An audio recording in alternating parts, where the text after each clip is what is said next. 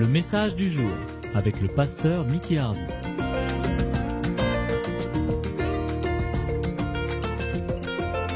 C'est bon de venir dans la maison de Dieu. Alléluia. Pourquoi c'est la maison de Dieu? Jésus a dit, si 2 ou 3 se rassemblent en mon nom, je suis là au milieu d'eux. Une chose. Qu'est-ce que Jésus a dit deuxièmement? Qu'est-ce que la parole de Dieu nous dit? Que nous sommes le temple du Saint-Esprit. Amen. Donc sur la terre, Dieu habite le cœur des hommes. On est d'accord? Sur la terre. Est-ce qu'il a un autre lieu? Un autre lieu pour habiter? À part dans le cœur des hommes et des femmes qui croient en lui et qui ont été sauvés. Et à eux, il leur dit, vous êtes le temple du Saint-Esprit. Amen. C'est merveilleux. Hein? Parce que Jésus, il ne se colle pas aux parois des murs. Hein? Il ne se cache pas derrière le parleur. Hein? Et quand le bâtiment est vide, où est-ce qu'il est? Où ça? Dans le cœur, toujours? C'est-à-dire, quand on vient, il vient avec nous. Et quand on part, qu'est-ce que lui fait? Il reste derrière? Vous savez, dans la religion, on fait une boîte pour lui. Le lieu où il habite devient sacré. C'est ça la religion. Quelquefois, on dit, ben moi, je vais à l'église. Tu vas à l'église? Qui c'est qui va à l'église le dimanche? C'est l'église, nous, frères et sœurs, qui venons ici. Hein? Mais nous n'allons pas à l'église.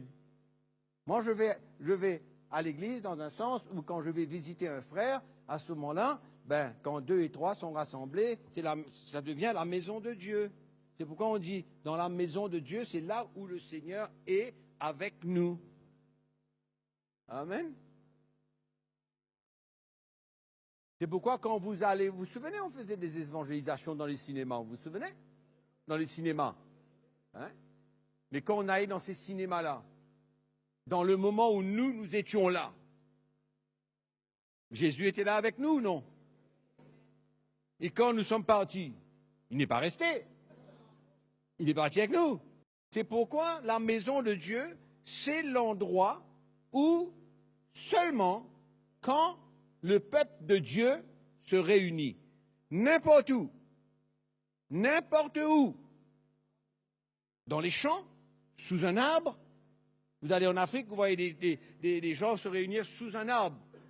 Et là, Jésus est avec eux. Amen. C'est comme ça.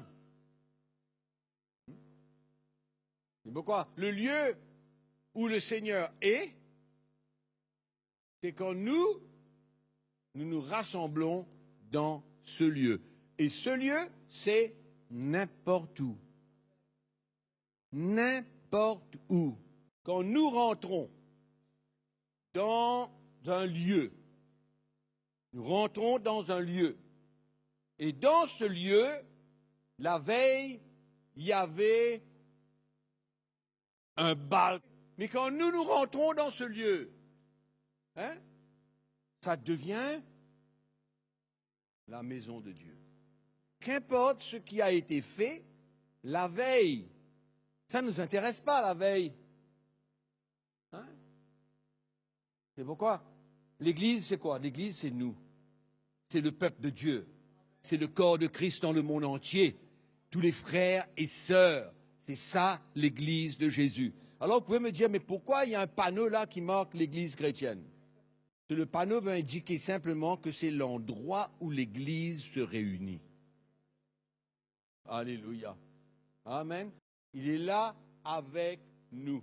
Mais c'est comme ça qu'on a besoin de plus en plus de pouvoir communiquer, parler, partager, changer un peu de notre mode de fonctionnement et de comprendre que l'Église, c'est toi, c'est moi, c'est nous tous qui sommes là. C'est ça, l'Église de Jésus-Christ. Amen. Alors, petit à petit, on va finir par comprendre clairement ce qu'est l'Église. dans le livre des Actes, chapitre 20, quand Paul était arrivé à Éphèse, il a prêché l'évangile. Et il a dit que Dieu n'habite pas dans les temples faits de mains d'hommes. Et c'est vrai, Dieu n'habite pas dans un temple fait de mains d'hommes. Alléluia. Dieu habite dans nos cœurs. Hein? Vous savez, même si moi, j'ai posé ce tapis, même si j'ai peint, même si j'ai posé cette fenêtre, ça ne veut pas dire que Dieu habite dedans, parce que moi, je l'ai construit.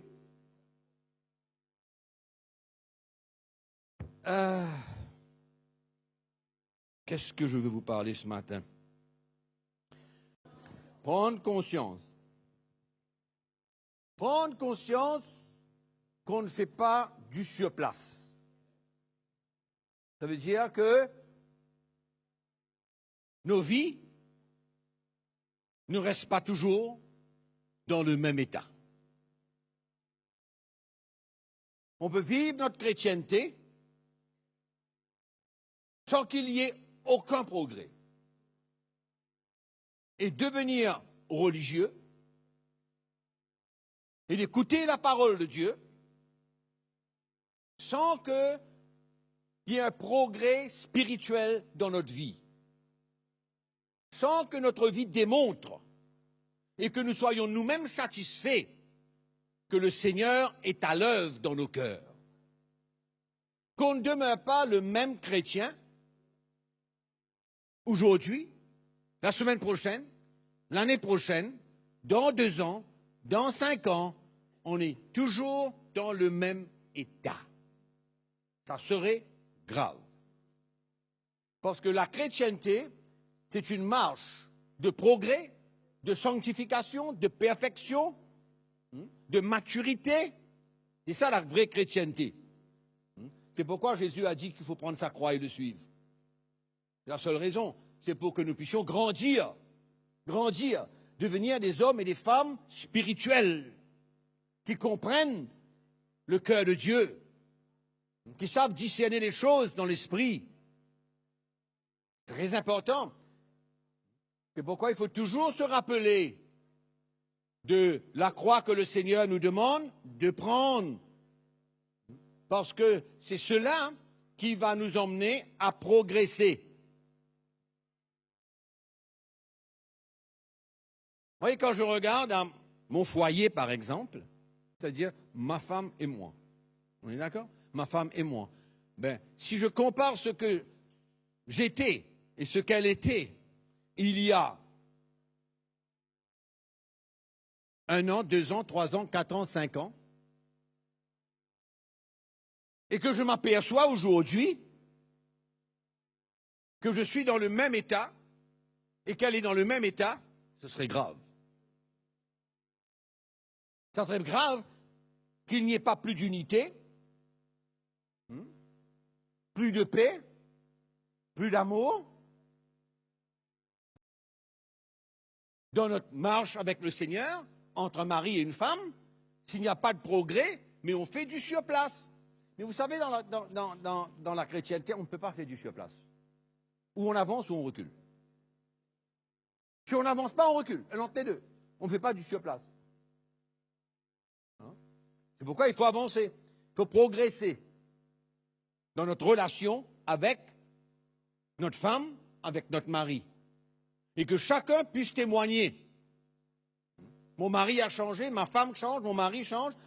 On ne change pas complètement du jour au lendemain, mais on doit pouvoir avoir un témoignage et être satisfait dans notre cœur, pas que nous soyons parfaits, mais qu'on progresse dans cette relation.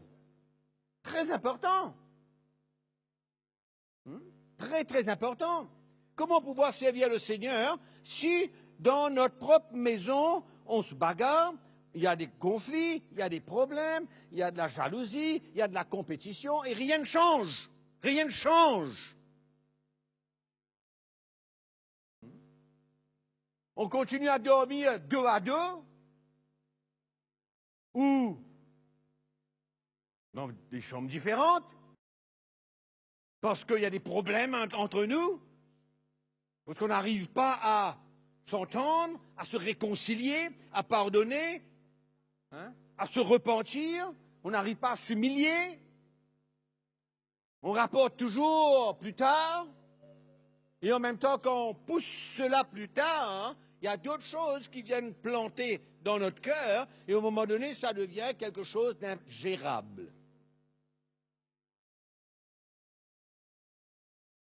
Moi, j'ai compris à des années que ma femme était une partie de la croix que j'avais besoin de prendre. Que ma relation avec elle était une partie de la croix que le Seigneur me demandait de prendre. C'était devenu clair pour moi. Parce que je ne pouvais pas continuer à servir le Seigneur quand dans mon foyer, il y avait des problèmes. On peut avoir des problèmes, oui, mais à moins que dans notre cœur, nous avons accepté qu'il y a un chemin qu'on a besoin de prendre et qu'on progresse sur ce chemin. Et qu'on vit des expériences où on peut s'humilier, pardonner, se repentir, etc., etc., etc. D'accord ? Donc c'est très important, parce qu'on peut s'asseoir à l'église et en même temps, rien ne se passe. On comprend ce que la parole de Dieu dit, mais quand il s'agit maintenant de mettre en pratique et de vivre les expériences de cette croix que nous avons besoin de prendre, eh bien là, on fuit. On fuit. Pas de progrès.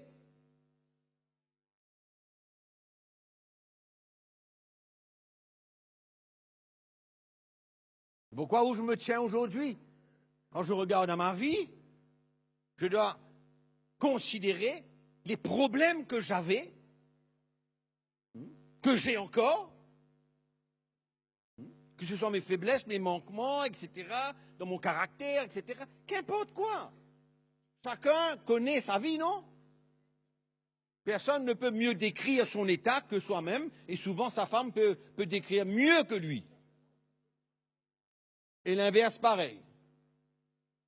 Et l'inverse pareil. Ouais. Ouais.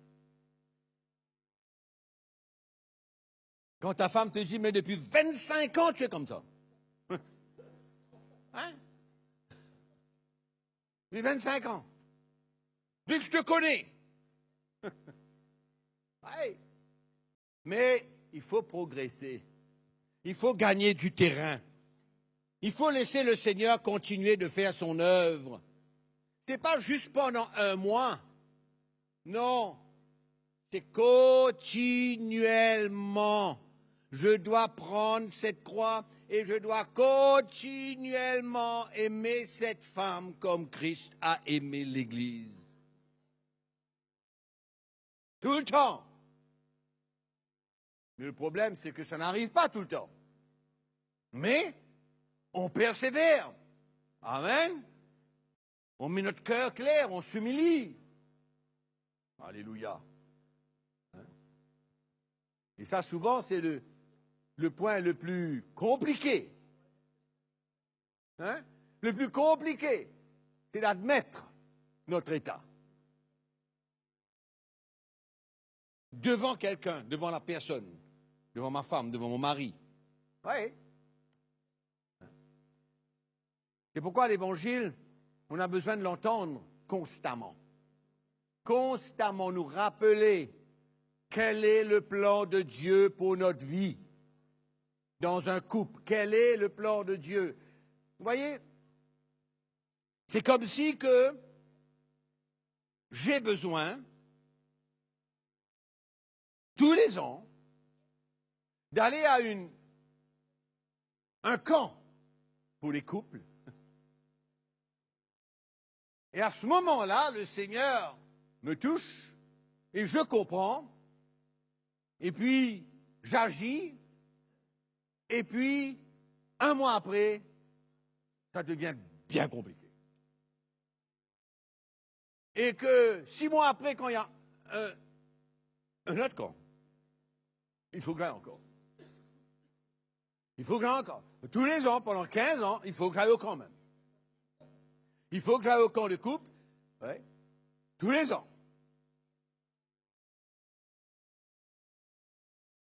C'est pourquoi dans notre marche avec le Seigneur, nous avons besoin de comprendre nos premières responsabilités et ne jamais les oublier. On ne peut pas tous les ans avoir à faire la même chose et que rien ne change.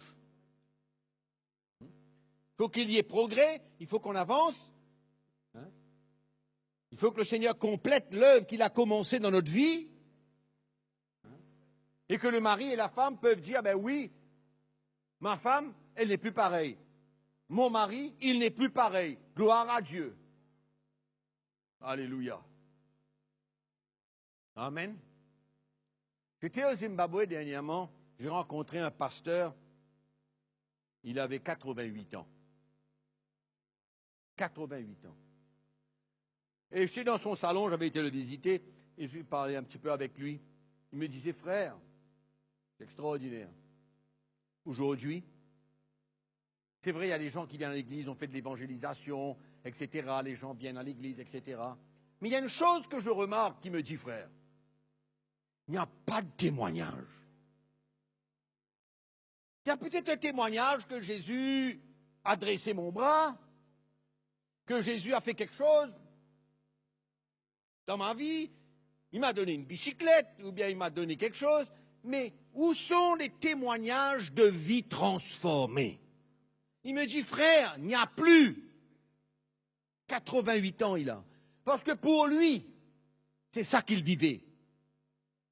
Quand il a commencé l'œuvre de Dieu dans les années 60, des changements, des témoignages puissants. Aujourd'hui, il me dit, frère, c'est triste. Il n'y a pas de témoignage de vie. Amen. De vie transformée. Et voilà son constat. Il me dit, les chrétiens d'aujourd'hui, c'est plus pareil. Mais quand on comprend l'évangile et on comprend le chemin que nous avons besoin de prendre, on ne peut pas ne pas avoir de témoignage. On ne peut pas. On ne peut pas venir devant un ancien, un responsable, un frère, une sœur, et raconter le même problème tous les 3 mois. Il faut y avoir un progrès. On ne demande pas un changement. Je ne crois pas que Dieu... La parole de Dieu nous dit que l'œuvre qu'il a commencée, il a besoin de compléter. Donc c'est une œuvre continue. Ça continue, ça continue, ça n'arrête jamais. Hein? Ce n'est pas un jour où c'est fini, terminé, on devient parfait. Non. Mais progrès, témoignage de ce qui s'est passé. Témoignage d'un changement de cœur. Témoignage comme quoi on est prêt à s'humilier, à pardonner, à se repentir, à mettre les choses en ordre et à grandir et à continuer. Libéré de quelque chose, libéré. Hein? Ça, c'est l'œuvre de Dieu. Et nous tous, nous avons besoin, nous tous, de savoir où nous sommes dans cette relation entre mari et femme.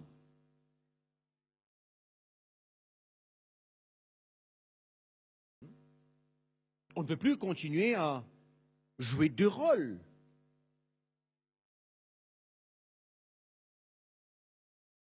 Grandir. Alléluia. Grandir.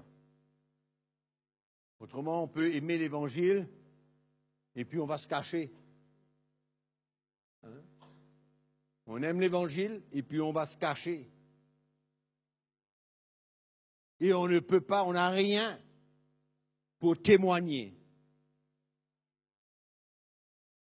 de la grâce de Dieu et du changement qui a été opéré dans notre vie.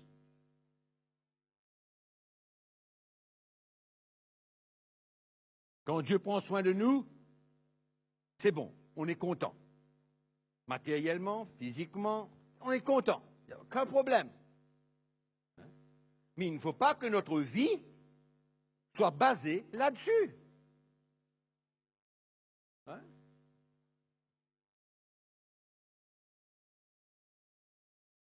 Pour les jeunes, c'est la même chose. Vous savez ce que l'apôtre Jean dit concernant les jeunes?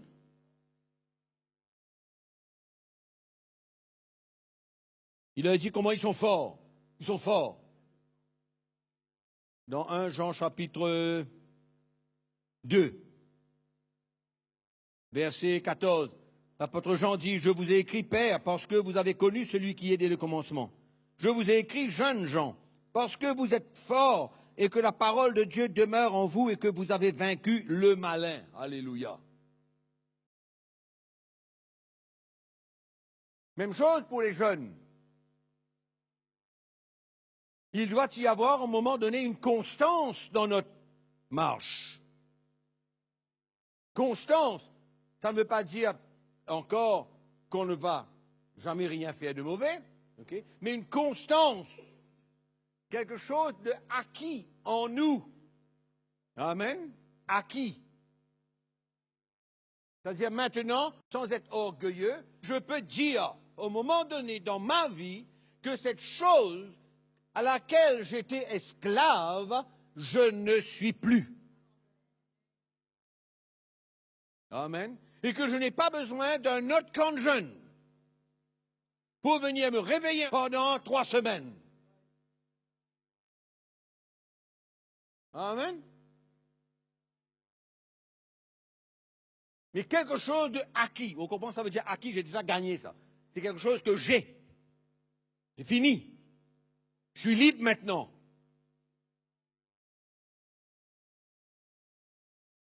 Et ça, on peut parler à tout le monde, à tous les chrétiens, même dans le monde. Si on savait quel pourcentage de chrétiens se donnaient à la pornographie. Oh, si vous saviez.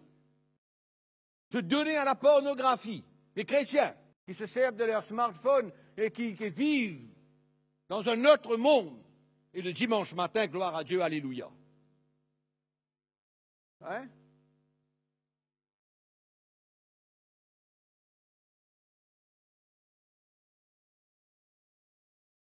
L'apôtre Jean dit, vous êtes forts. Et la parole de Dieu demeure en vous et vous avez vaincu le malin. Alléluia.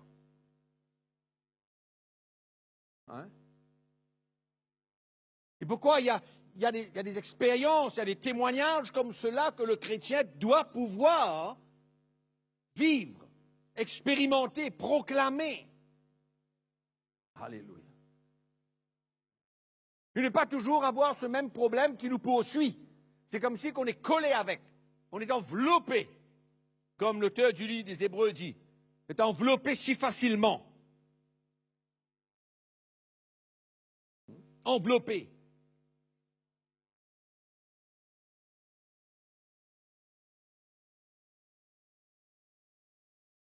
On ne peut pas être esclave du péché. Romains chapitre 6.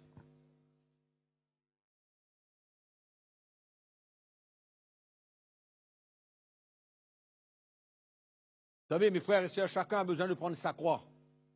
Il n'y a pas la même croix pour tout le monde, malheureusement.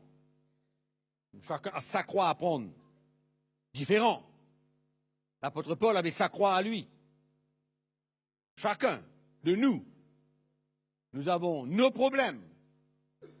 Mais nous ne pouvons pas continuellement demeurer, vivre avec les mêmes problèmes toute notre vie.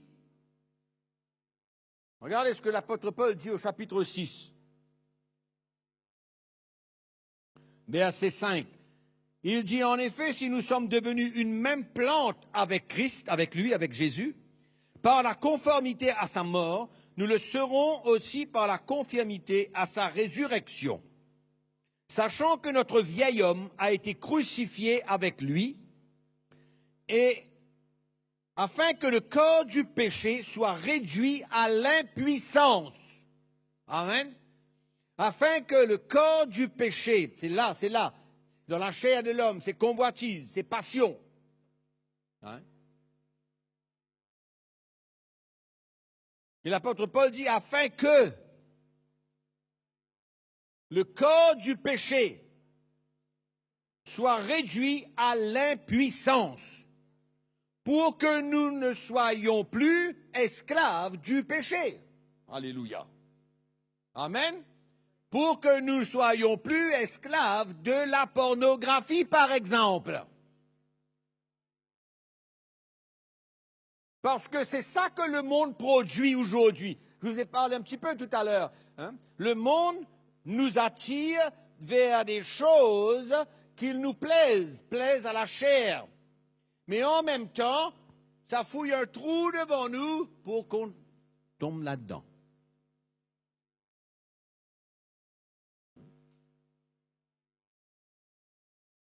Afin que le corps du péché soit réduit à l'impuissance, pour que nous ne soyons plus esclaves du péché. Alléluia. Plus esclaves du péché. Amen. Ça ne veut pas dire qu'on ne pêche plus. Non. L'apôtre Jean dit, il dit que celui qui dit qu'il ne pêche plus est un menteur. Il est devenu parfait. Amen. Non, ce n'est pas ça du tout le cas. Mais on n'est plus esclave du péché. Esclave veut dire que le péché est maître de notre vie. Et en même temps, l'apôtre Paul nous dit, dans le chapitre 8, verset 12, amen, il nous dit ainsi donc, frères, nous ne sommes point redevables à la chair pour vivre selon la chair.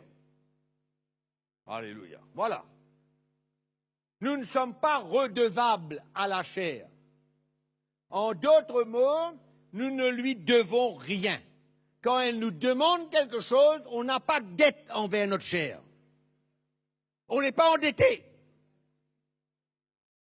Personne n'est obligé de se soumettre à sa chair. On n'est pas redevable. Vous êtes redevable quand vous devez quelque chose.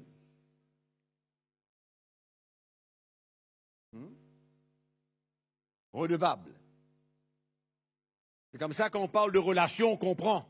Quelquefois, on est redevable à une personne parce que nous sommes dans une relation qui n'est pas correcte dans l'esprit. On a une relation avec certaines personnes et à cause de cette relation qui n'est pas claire dans l'esprit, on est redevable à cette personne. En d'autres mots, ce qu'elle nous demande, on est d'accord. Pareil, quand la chair nous demande quelque chose, on peut être redevable, mais on n'est pas redevable. Et quand on est redevable, c'est que quand elle nous demande, on lui dit oui, on le salue.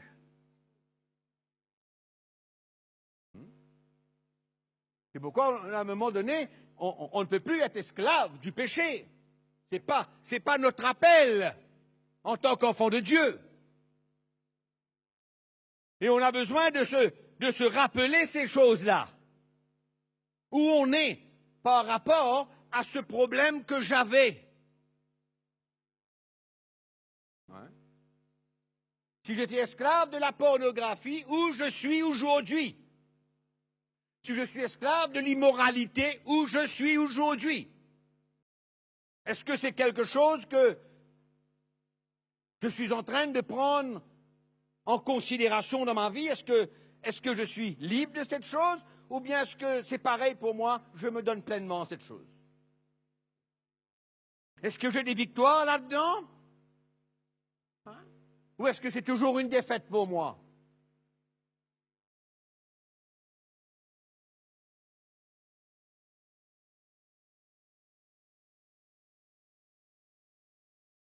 Un Corinthiens.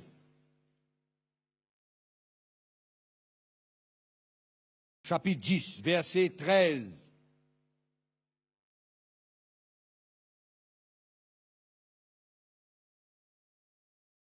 En fait, verset 12 nous dit, ainsi donc, que celui qui croit être debout prenne garde de tomber.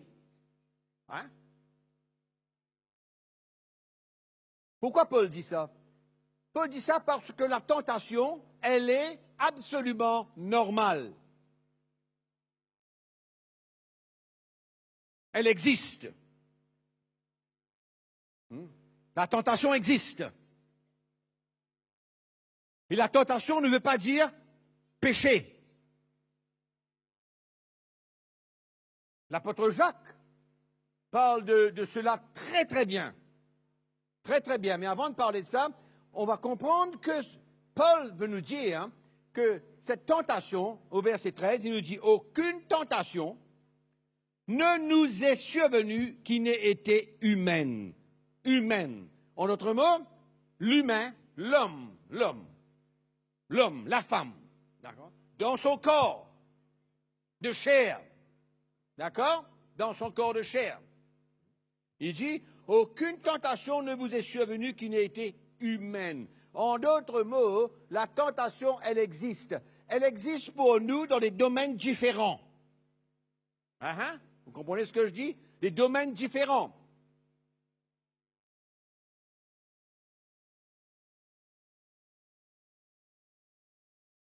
C'est pourquoi tout le monde n'est pas...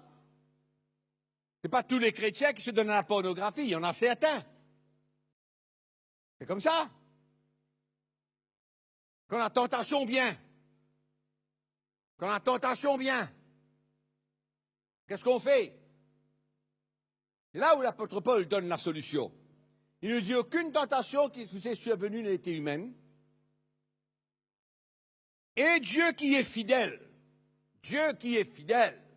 envers son peuple et ses enfants, amen, il ne permettra pas que vous soyez tentés au-delà de vos forces. En d'autres mots, il nous accorde sa force et sa grâce. Mais il faut bien que nous-mêmes nous le voulions. Il faut bien que nous-mêmes nous lui accordons la place pour que cette grâce puisse se manifester, cette force, quand la chair nous demande, mais que nous-mêmes maintenant, en prenant notre croix, avec la puissance de la grâce de Dieu, nous puissions nous détourner de cette chose et prendre la victoire là-dessus. C'est ça que l'apôtre Paul nous dit. Donc on ne lutte pas dans notre force à nous, mais il faut bien que dans notre relation avec le Seigneur, la porte est ouverte pour lui de nous aider. Vous savez, quand on lit la parole de Dieu, mes frères et sœurs, la parole de Dieu, ok, c'est pour tous les chrétiens, on comprend bien. On est d'accord, c'est pour tout le peuple de Dieu. Mais pour ceux qui veulent marcher avec le Seigneur, Paul est en train de dire quelque chose qui est absolument vrai. Et cette chose qui est vraie, le chrétien qui prend sa croix et qui suit le Seigneur va expérimenter cette vérité. C'est pourquoi quelqu'un qui vient me dire, écoutez frère, vous savez, moi, quand cette tentation vient, moi je ne peux pas. Pourquoi tu ne peux pas? Parce que tu n'es pas prêt à prendre ta croix, tu n'es pas prêt à mourir à tes désirs charnels, tu n'es pas prêt, tu aimes ça, tu aimes ton péché. Donc tu ne pourras pas expérimenter ça, mais ça c'est une parole vraie. Et nous tous qui sommes là, nous avons besoin de, quand nous lisons ça, on dit, ouais, c'est vrai ça, gloire à Dieu, je connais ça, je connais vivre ces choses-là. Je connais quand la tentation vient, je connais. Mon cœur est ouvert à Dieu, je suis prêt à prendre ma croix, je vais goûter à cette grâce de Dieu, qui ne permettra pas que nous soyons tentés au-delà de nos forces, au-delà. Nos forces, c'est quoi?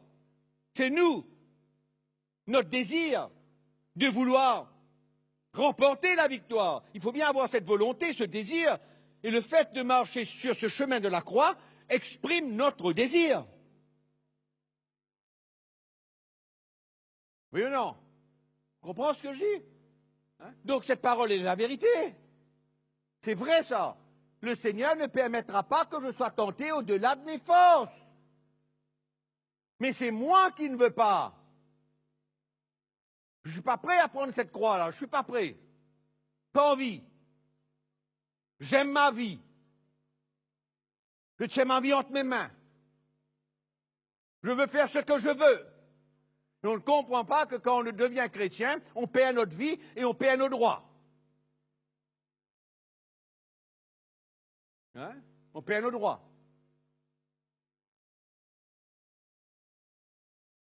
C'est pourquoi ce verset, on doit pouvoir le vivre, clairement. Hein? Mais avec la tentation, il préparera aussi le moyen d'en sortir, afin que vous puissiez la supporter. Clair ou non? Clair.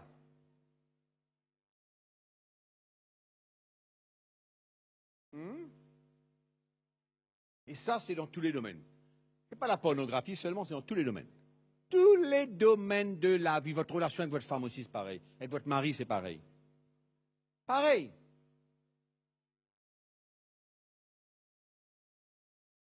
Pareil. Donc, la croix de Jésus n'est pas une théorie. Ce n'est pas une théorie. Ce n'est pas un enseignement. C'est notre vie. La croix, c'est notre vie. Ce n'est pas moi qui l'ai dit, c'est Jésus. Moi, je n'ai rien dit, Jésus a dit. Si tu ne peux pas prendre ta croix et me suivre, tu ne peux pas être mon disciple. C'est tout simple que ça. Moi, je n'ai rien dit. C'est pourquoi la croix n'est pas une théorie, ce n'est pas un enseignement, ce n'est pas quelque chose qu'on comprend dans notre tête, c'est une vie.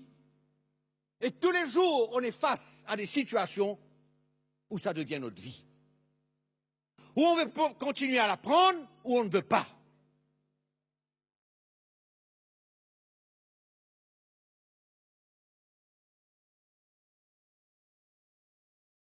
C'est bon? Hein? Où on veut ou on ne veut pas. Tu ne veux pas? Tu es esclave de ton péché. Tu deviendras et tu resteras esclave de ton péché. Je vous donne la garantie. L'assurance, il n'y a pas d'autre solution.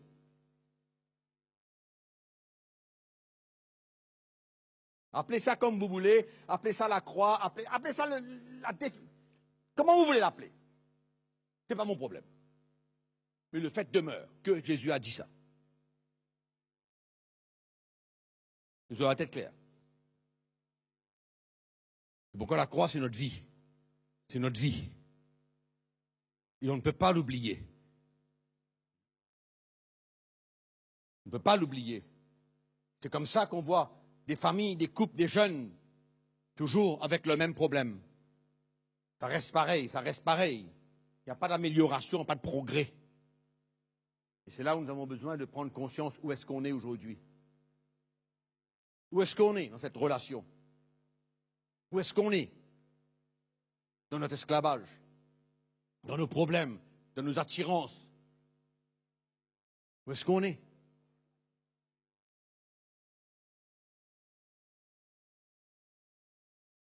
J'ai dit quelque chose tout à l'heure là, peut-être que je pourrais répéter. C'est attention de ce mot qui m'est venu, de tolérance. Tolérance envers nos fréquentations, de tolérance envers certaines choses, de tolérance envers certaines influences de l'air.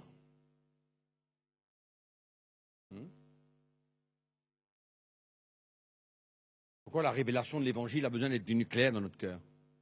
Et on sait exactement quel est le cœur du Seigneur dans telle situation.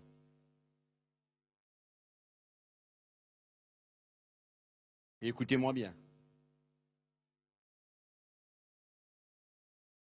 Il y a suffisamment de chaînes de télévision chrétiennes pour nous laisser influencer pour vivre notre chrétienté. Tellement. Tellement de programmes chrétiens où il y a de la tolérance à un niveau extrême.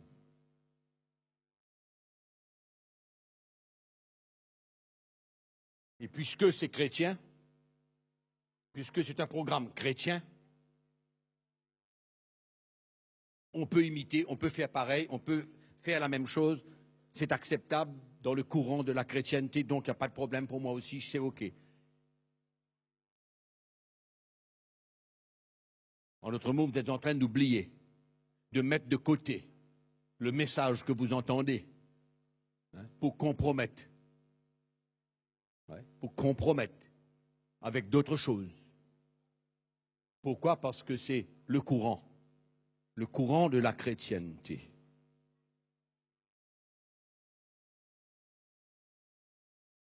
Le courant de la chrétienté. Et quand vous êtes pris dans ce courant, c'est difficile d'en sortir. C'est pourquoi faites attention. Avec votre smartphone et avec votre Internet, vous pouvez en aller en Amérique en 3 secondes, vous pouvez aller en Australie dans 2 secondes, vous pouvez aller en Europe dans 4 secondes. Vous avez n'importe quoi devant vous, programme chrétien devant vous, là. Et vous écoutez. Ouais. Et vous regardez. Et vous imitez. Et dans votre cœur, il y a un compromis.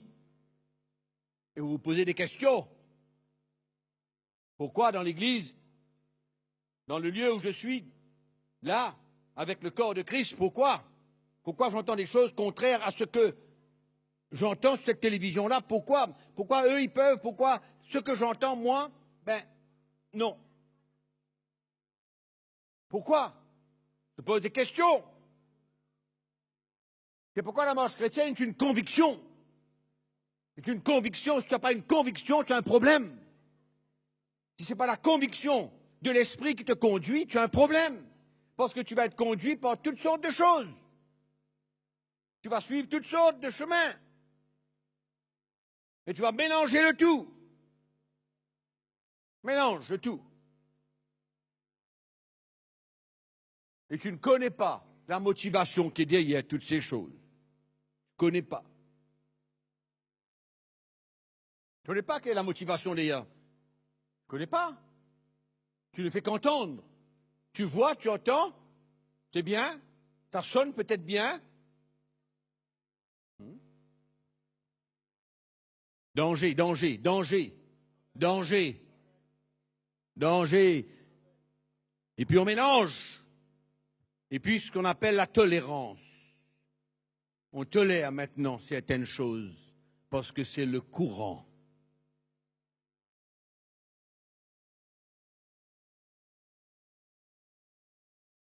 Amen.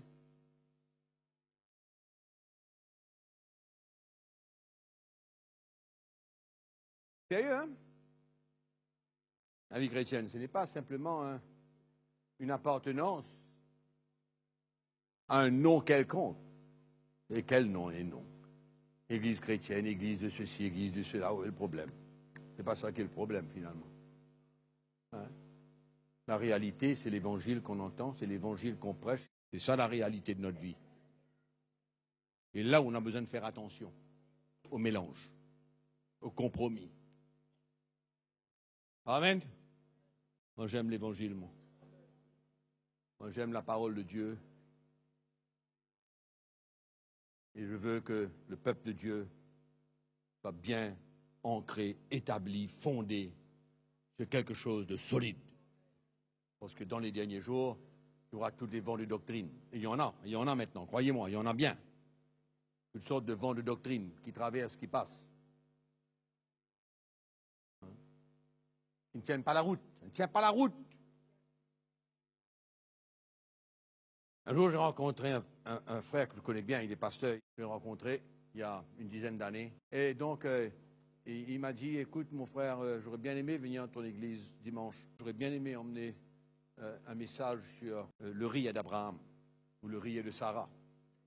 Le mouvement du rire. Je lui ai dit, excuse-moi, mais non. Non. Ah, il me regarde dans le blanc des yeux, comme ça, il me dit, tu es un orgueilleux. Je lui ai dit, tu sais, je rends gloire à Dieu. Si tu veux définir ce que je veux vivre comme de l'orgueil, ben écoute, c'est comme tu veux faire. Il n'a pas été content du tout.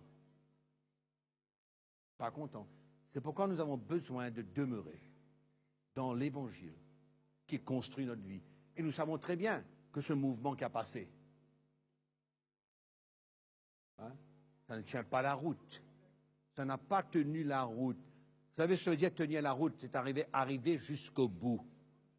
Amen. On a besoin de la doctrine de Christ qui emmène le chrétien à s'affermir, à se perfectionner et à s'établir dans le Seigneur. Dans le Seigneur. Pas dans l'homme, pas dans qu'est-ce que quelqu'un veut inventer, mais dans le Seigneur. Amen. Et je termine pour vous dire, Paul a dit quoi? Paul a dit, fortifiez-vous dans le Seigneur et dans sa force toute puissance, dans la sainte doctrine de Christ. Alléluia, mettez-vous debout. On va prier le Seigneur. Alléluia.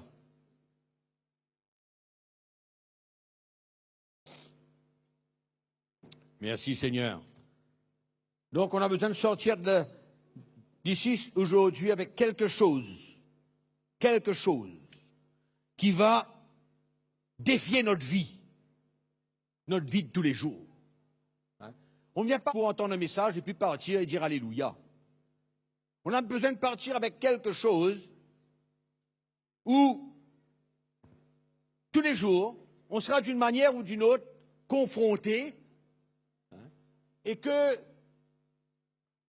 on sache que dans les épreuves, dans les situations que Dieu va permettre devant nous, que ce soit notre relation avec notre mari, notre femme, qu'importe quoi, on connaît notre situation, nos problèmes, nos épreuves, nos manquements, on connaît, chacun connaît. Qu'est-ce qu'on va faire avec ça? Comment est-ce qu'on va gérer cela? C'est ça la clé. Qu'on quitte là ce matin avec une vision, quelque chose dans notre cœur, dont nous allons nous rappeler aujourd'hui, demain, après-demain, et que nous allons déterminer à ce que nous progressions dans notre marche, dans notre relation, dans tout ce que Dieu veut pour notre vie. Amen. C'est ça le plan de Dieu. Nous rendons grâce au Seigneur. Merci de nous avoir suivis. À bientôt.